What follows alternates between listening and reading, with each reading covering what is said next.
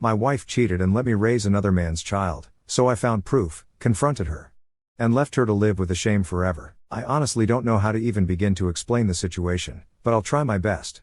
I've been married to my wife for 6 years now. We met back in college, and things just sort of clicked. You know when you meet someone and it's like everything just lines up? That was us.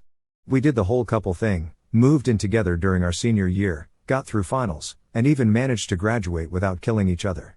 By the time we walked across that stage, I knew I wanted to spend my life with her. We got married the fall after graduation. Those first couple of years were just fun. We traveled a bit, explored our new jobs, and learned how to do life together. But then we started thinking about family, and everything got a bit more serious.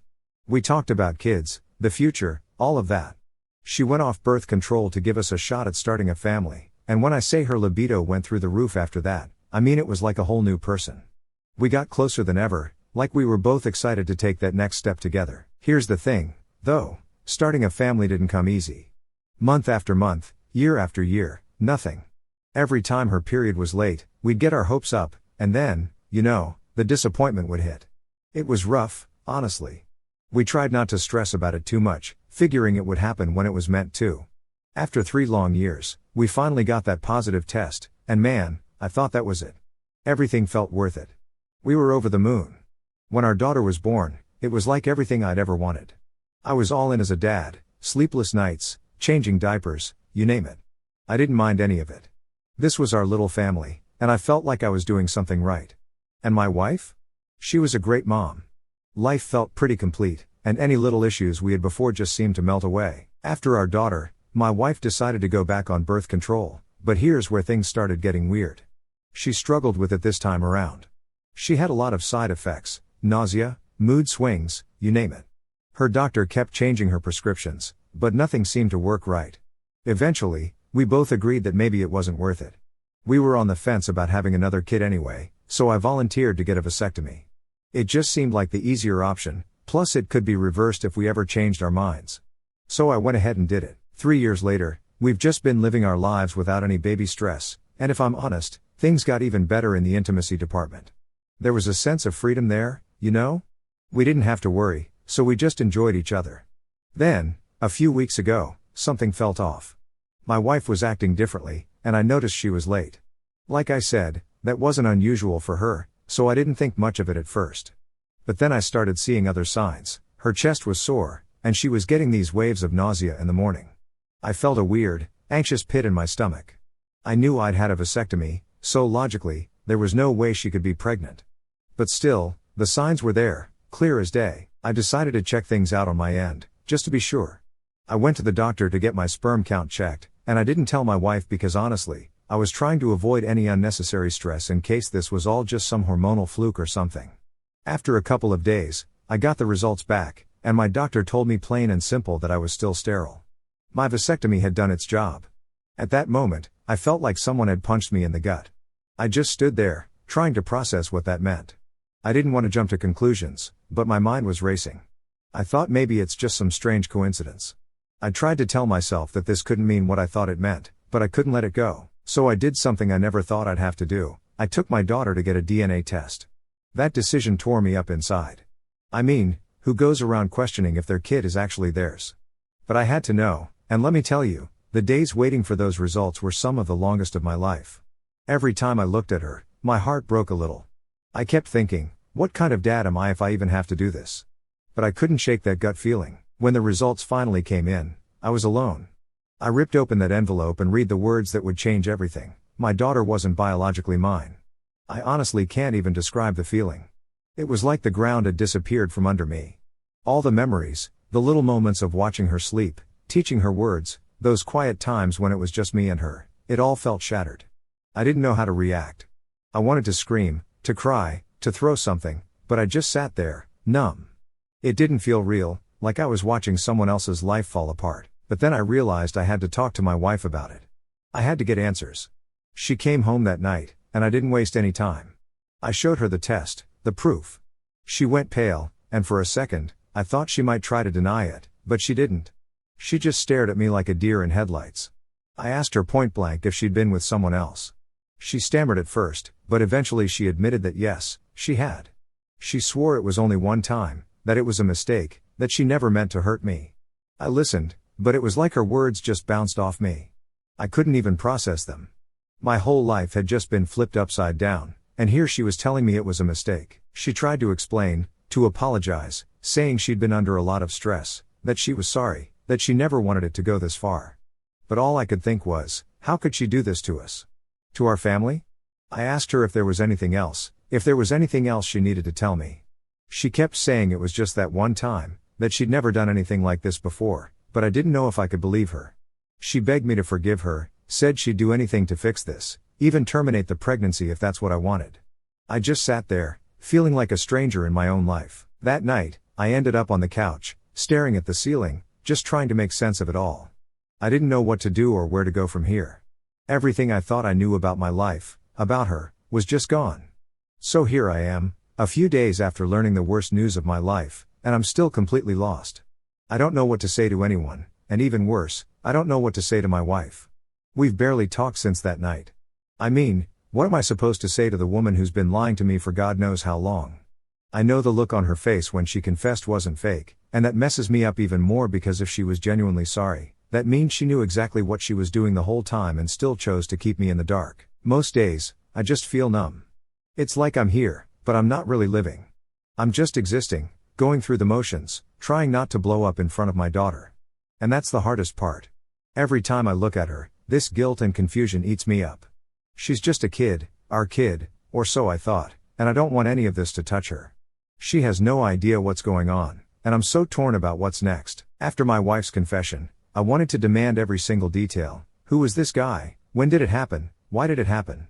But I realized that maybe I didn't really want to know.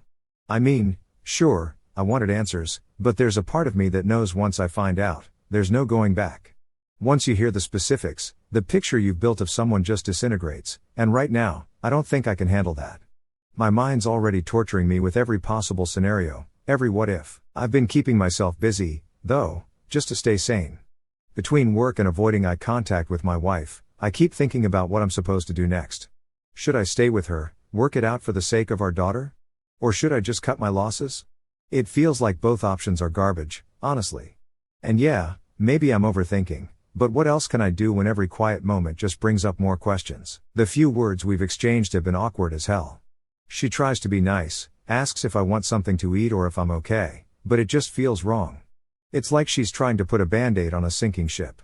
She's been around more, hovering almost, like she's afraid I'll pack up and leave the second she turns her back. The weirdest part is, I almost feel bad for her, which is ridiculous. She's the one who put us here, and yet here I am feeling bad because she looks sad and worried. It's messed up. Last night, I finally broke down and asked her to tell me everything. I couldn't hold it in anymore. She took a deep breath, hesitated, and then started to talk. The whole time she was explaining, I was just staring at her, trying to see any sign that she was lying. It was like watching a train wreck in slow motion. She went on about how she was feeling overwhelmed with parenting, the stress, the routines, the exhaustion. And I get that parenting is tough, but is it tough enough to destroy a family? Her excuse felt like a slap in the face. She swore up and down that it was a one-time thing, just a stupid moment that didn't mean anything. She kept saying it didn't mean anything, but to me, it meant everything. All I could think was, how could she throw everything we had for something so meaningless? And the worst part, she had the nerve to look at me like she was the one who'd been wronged when I didn't respond.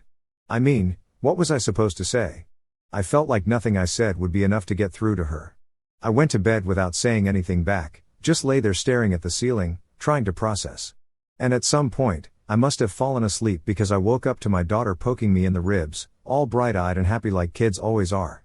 She has no idea, and it's killing me to pretend that everything's normal when my entire world just imploded. I put on my game face for her and took her to school, trying to focus on the little things to keep myself from spiraling. After I dropped her off, I went for a long drive, no destination, just driving. I needed space, air, something to make me feel less trapped. Everything's just been so heavy lately, and I thought maybe being out of the house would help me breathe. But the problem is, no matter how far I go, this mess is waiting for me when I get back. It's weird how your mind plays tricks on you in situations like this. I started remembering all these moments from years ago, little things I'd overlooked, times she'd been a little late, a little distant, conversations where she'd brush things off or laugh nervously. At the time, I thought nothing of it. Now, now I feel like a fool for not seeing the signs, for not asking the right questions. I eventually pulled over, sat on the side of the road for what felt like hours. I was just sitting there, thinking, how did we get here? We were supposed to be building this life together, and now I feel like I don't even know the person I married. Worse, I don't know if I can ever know her again. When I finally got home, I didn't even want to go inside. I stood in the driveway for a while, just looking at the house, thinking about everything that happened here. Every memory now feels tainted, like I'll never be able to see any of it the same way again. But I had to go in eventually, can't just stand out there forever, right? Inside, my wife was waiting in the living room, clearly nervous. She tried to talk to me again with the "I'll do anything to make it right" speech. She even asked if we should go to therapy. But I'm not sure therapy can fix this. I told her straight up, I don't know if I can forgive this. The words hung in the air between us, heavy and cold. She looked devastated, and yeah, maybe part of me felt a small pang of guilt, but mostly I just felt drained. I ended up retreating to the couch again. I just can't bring myself to sleep next to her right now. The sight of her, the sound of her voice, even the smell of her perfume, it all feels foreign, like she's some stranger who just happens to live here. And the strangest part is, she's trying so hard, and I don't know if it's out of guilt or some messed up sense of duty. This whole thing has made me question everything, not just her, but myself too. Like, was I ever enough? Was there something I missed or failed to do? And maybe I'll never get those answers. Maybe it doesn't even matter anymore. But right now, I'm caught in this nightmare, and I can't seem to wake up. I guess I'm just taking it day by day, trying to figure out what to do, where to go from here. It feels impossible to decide anything when my head's spinning like this. It's been a rough week. Everything feels heavy, like there's this constant weight on me that won't lift. My wife's been hovering around, trying to find ways to fix things, as she puts it. It feels forced. There are all these awkward attempts from her to be friendly, like cooking my favorite meals, asking me how my day was, and even suggesting we go on a family outing. It's like she thinks she can just distract me from the fact that she betrayed me. But I get it, maybe this is her way of trying to show she's sorry. It's hard to sit here and listen to her acting like things are normal when they're anything but. When I don't respond the way she wants, she gets this defeated look, which only makes things worse because then I feel guilty for not giving her anything back. But honestly, what does she expect? I've been running everything through my head, every little detail, every moment we had, every time she's been late or distant. The paranoia is setting in. I start to question if there were more moments like this, if she had been hiding things from me all along, and if there are other skeletons waiting to tumble out of the closet. Then, in the middle of this endless loop of suspicion, I got a text from an old friend of ours, Tom. He's one of those guys who was around during our college years, close enough to be part of our group but not close enough to know all the intimate details. Tom says he heard from someone about our issues. I didn't even know what to make of that message, honestly, and I asked him what he meant. Tom replies, I heard about the pregnancy thing. You doing okay? I swear, my stomach dropped. Here I am thinking this whole situation was something private, just between my wife and me, and somehow other people already know. I asked him how he found out, and he tells me he overheard a couple of people from our college group talking. And who's the one who spilled the beans? None other than my wife's best friend, Sarah. Sarah and my wife have been inseparable since college. When I say inseparable, I mean it. They talk daily, know every little detail about each other's lives, and act more like sisters than friends. It turns out Sarah was aware of the situation and apparently felt the need to tell people about our private issues. I'm not sure if she was looking for advice from my wife or just needed the gossip fodder, but it's messed up. Now, I'm not the type to usually care what people say, but this hit different. Here I am trying to process this mess, and my wife's best friend is out there running her mouth about it. The fact that she knows means my wife told her, and that raises a whole new set of questions. What exactly did she tell Sarah? How much of this story does Sarah know? Did she know before I did? I confronted my wife about it that same evening. I tried to keep my cool, even though every part of me wanted to start shouting. I asked her, did you tell Sarah about everything that's going on between us? At first, she hesitated, looking away like she didn't want to answer. She gave me this weak excuse that she needed someone to talk to, that she felt so guilty and confused, and Sarah was the only one who would understand. She apologized, but it felt hollow, like she was just saying what I wanted to hear. You couldn't just keep this between us? I asked, barely able to keep my frustration in check. Do you understand how humiliating it is to have other people know about this, about what you did? She tried to assure me, saying Sarah didn't mean any harm, that she probably only mentioned it because she was concerned. But that didn't change the fact that this was our private life, and she chose to share it with someone who obviously has zero concept of privacy or respect for boundaries. In that moment, I felt like I'd lost control over my own life. What really got to me, though, was that I couldn't help but wonder how much more Sarah knew than I did. I asked her directly, "Did you tell Sarah about the first time, about how you got pregnant with our daughter?" My wife's face turned pale. She stammered for a moment, obviously caught off guard. Then she said, "No, she doesn't know about that. I didn't tell anyone." But the hesitation in her voice wasn't convincing. My mind was spinning with possibilities. What if Sarah knows more than I do? What if my wife's been lying to her too, or worse, telling her the real truth while feeding me some cleaned up version of events? The more I thought about it, the angrier I got. I told my wife that from now on, I didn't want Sarah in our business. I was done with her getting updates on our life and judging me through the eyes of her best friend. I told her flat out, "If you want to fix this, keep Sarah out of it. This is between you and me, not the whole world." She nodded, seeming to take me seriously for once, but I couldn't shake the feeling that it was too late. The damage was done. Now, even if I wanted to get past this, there's a whole crowd of people out there who know way more than they should. I feel like every time I step out in public, there's going to be someone watching, thinking they know my story, judging me. This revelation did something inside me, broke down a little more of that wall holding back all my anger. My wife's betrayal was bad enough, but realizing that my life had become some sort of twisted story for others to dissect? That's on another level. I barely spoke to her for the rest of the night. I stayed in my corner of the house, watching TV on mute, just lost in thought. In my head, I was replaying all these memories of Sarah, the way she'd laugh at inside jokes with my wife, the way they'd whisper and giggle whenever they thought I wasn't paying attention. All those years, I thought it was harmless friendship stuff, just girls being close. Now, I'm not so sure. Now, I wonder if there was always more being said than I knew. The next day, I woke up feeling worse than ever, a dull ache in my chest that didn't seem to go away. I went to work and threw myself into my tasks, trying to escape, but I could barely focus. I was distracted, paranoid, wondering if everyone around me could tell I was a mess. Paranoia is a weird thing. It creeps in slowly, and before you know it, you're looking over your shoulder, wondering if people are talking about you. By the end of the day, I'd made up my mind about one thing. I needed to get more answers, and I needed to know what my wife had told Sarah or anyone else for that matter. It's like I'm trying to piece together a puzzle with missing pieces, but I can't move forward until I have the full picture. When I got home that evening, I felt this need to go through my wife's phone, find out what she's been saying to Sarah. I know it's wrong, that invasion of privacy isn't the solution here, but my patience is thin, and I can't keep sitting in the dark like this. I'm not proud of what I was about to do, but sometimes desperation makes you cross lines you'd normally steer clear of. When I got home that evening, I could barely keep it together. My wife had left her phone on the kitchen counter while she was upstairs with our daughter, so I took my shot. I knew I didn't have long before she'd come back down. And yes, I know it sounds bad, but at this point, what other choice did I have? The way I saw it, every answer she gave me felt watered down, like she was holding something back. I had to know if she'd been telling Sarah more than she was telling me, or worse, if there was someone else she was confiding in. I unlocked the phone, my heart pounding like crazy. I'm not a snooper by nature, but everything about this situation felt like it had flipped my life upside down. I started with her messages with Sarah, half hoping I wouldn't find anything, half expecting to see all my worst fears laid out in black and white.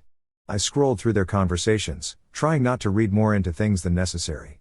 Some of it was the usual stuff, funny memes, random chats about work and daily life. But then I hit a string of messages from a couple weeks back, right around the time she'd started acting weird. It was like a slap to the face. Sarah had messaged her saying something like, "Did you tell him yet? He deserves to know the truth." And my wife's response? She just wrote back, "I don't know how to. It would crush him." I stopped reading for a second, trying to keep my head from spinning. There was this sick feeling in my stomach, a dread I couldn't shake. It confirmed what I'd suspected all along. There was something more, and she had been hiding it. The messages went on, with Sarah basically urging her to come clean while my wife kept saying it wasn't the right time or that she wasn't ready. It was like watching her dance around the truth, just playing for time. Then I saw one that nearly made my heart stop. Sarah had texted, "If he knew about everything, do you think he'd ever forgive you?" Everything. That one word kept bouncing around in my head. What did she mean by everything? I was holding my breath, scrolling faster, looking for more, but my wife's replies were vague.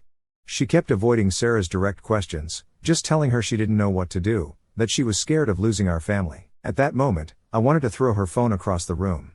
I couldn't believe it.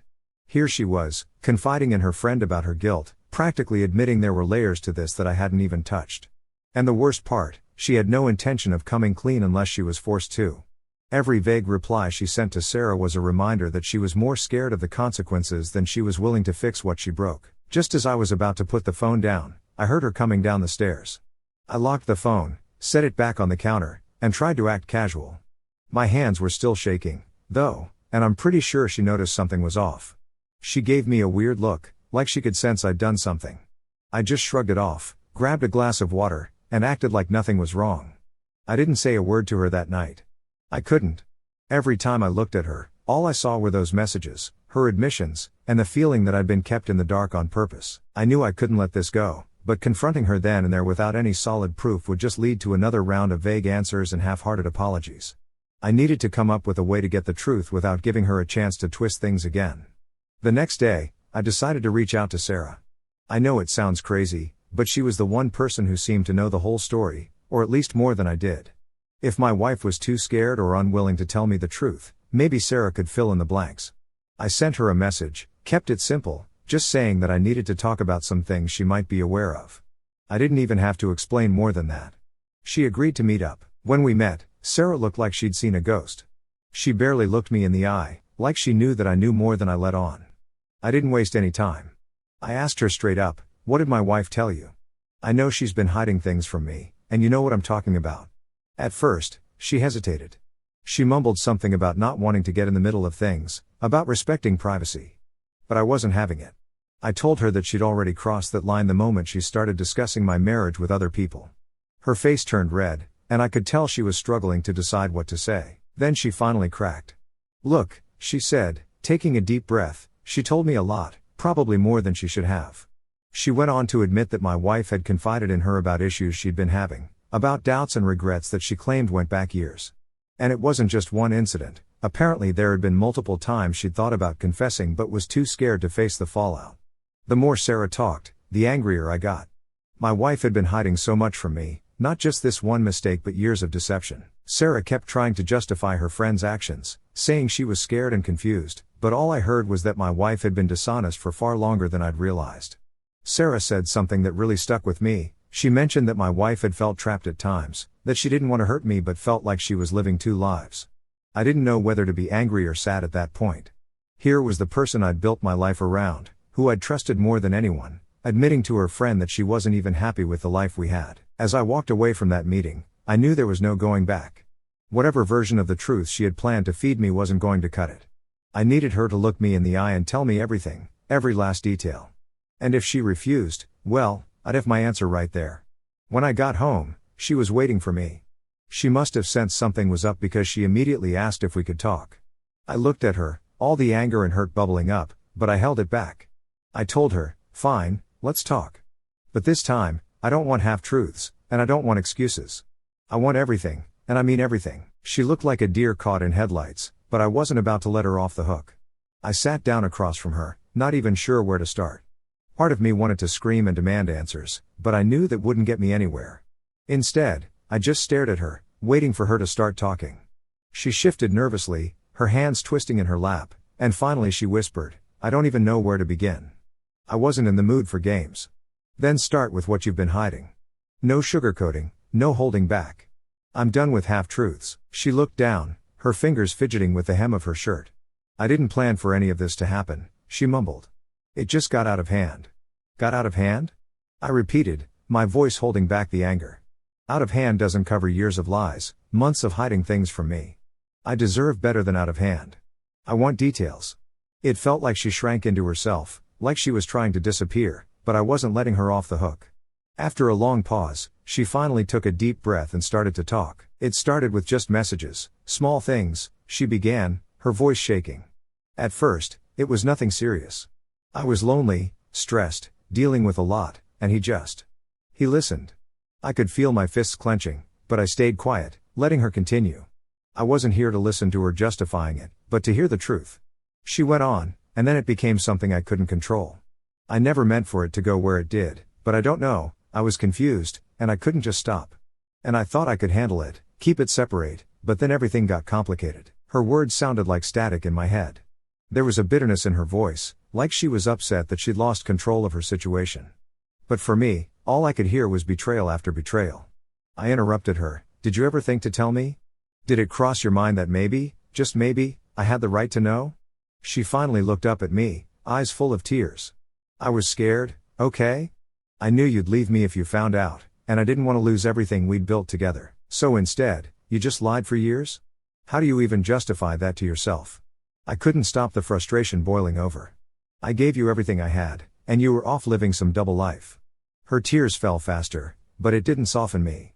She sniffled, wiping her face as she tried to keep going. I know. I don't deserve your forgiveness. I just thought I could handle it without hurting you. I was wrong, okay? I was so wrong. Yeah, well, it's a little late for that, I shot back, crossing my arms, feeling myself close off to her more and more. I'd heard enough apologies in my lifetime, but this one felt like nothing more than empty words. We sat in silence for a few moments, the weight of everything hanging thick in the air. Then, almost on instinct, I asked, so what's the truth about our daughter? Her face turned white. What do you mean? She asked, her voice barely a whisper. You know exactly what I mean, I replied, feeling the anger flare up again. I got the DNA results. I know she isn't mine. So why lie about that too? You couldn't even be honest about our child. Her eyes widened, and she let out a shaky breath. I didn't think you'd find out, and I was hoping, I don't know, that it wouldn't matter, that you'd love her regardless. It was like a punch to the gut. It's not that I don't love her, I said, my voice breaking slightly. But I built my life around a lie. You let me believe she was mine. You watched me bond with her, raise her, and never once thought I deserved to know the truth. I didn't know what else to do, she cried, her voice breaking. I was terrified you'd leave. I wanted to be a family, even if it meant hiding things. That's not a family, I shot back, my voice as cold as I felt inside. A family is built on trust, not on lies and deception. She broke down, sobbing into her hands, but I just sat there, numb. Everything I thought I knew about my life had shattered in the last few days, and I didn't know how to piece it all back together. I'd spent years building something with her, thinking we had a future, and now it felt like it had all been ripped away in an instant. After a long moment, I took a deep breath, struggling to hold it all together. Look, I said, my voice calmer but still carrying the hurt, I don't know what happens from here. I need time to figure out what I want, to process all of this. But you need to understand what you've done. This isn't something you can just sweep under the rug and pretend never happened. She nodded, wiping her face as she tried to steady herself. I know. I hurt you, and I'm sorry. I'll do whatever it takes to make things right, but I knew deep down there was no going back. Even if we tried to patch things up, there would always be this huge gap between us, this betrayal that I'd never be able to forget. I didn't say that, though. I just nodded, unable to look at her anymore.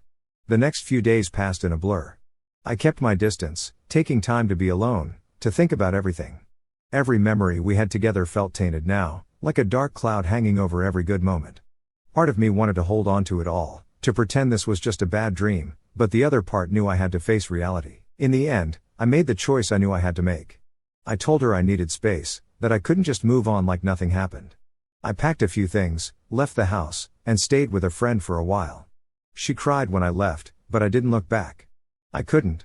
It's hard to explain the kind of hurt I felt. It wasn't just about the lies or the betrayal, it was about everything I'd lost, the life I thought I had. Walking away felt like the only way I'd ever be able to find myself again, to build a future that wasn't weighed down by the past. As for my daughter, I don't know what the future holds. I love her, and that will never change. But I need to figure out what kind of relationship we'll have, one that's based on truth, not on lies. All I know is that after everything, I deserve honesty. I deserve respect. And maybe someday, I'll find someone who values those things as much as I do.